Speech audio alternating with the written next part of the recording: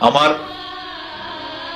নিজের মেয়ের হাজবেন্ড, ওরা দুজনেই ছাত্র বলা যায়, ডিগ্রি পাশ করে মাস্টার্সে পড়া, তারাও আন্দোলনে গিয়েছে।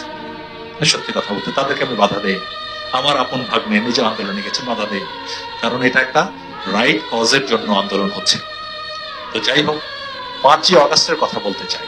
5ই অগাস্টে বিজিবিকে দায়িত্ব দেওয়া হয়েছিল ঢাকার 14টি এন্ট্রি পয়েন্ট গার্ড করার জন্য, যেন বাইরে থেকে ছাত্র জনতা প্রবেশ করতে না পারে। কারণ 5 আগস্ট ছিল গণভবন ঘেরাওয়ের কর্মসূচি।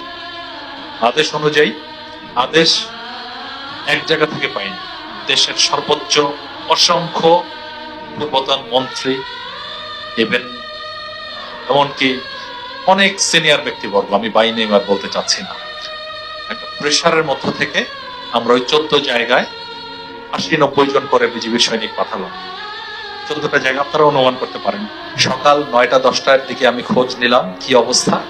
আমার বিজিবির সদস্য আছে 80-90 জন, এক এক দিক থেকে 10-15 হাজার ছাত্র জনতা আসছে। আমি বলেছি সবাই পোস্ট ছেড়ে দিয়ে সাইডে চলে যাও, জাস্ট ভ্যানিশ।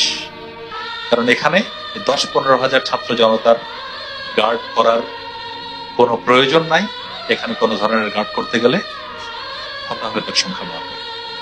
তো এইভাবে আমরা দায়িত্ব পালন করেছি। অনেক ক্ষেত্রেই যেটা বলেছি, অ্যারেস্ট করার কথা আমি বলেছি, বিজিবি অ্যারেস্টে তো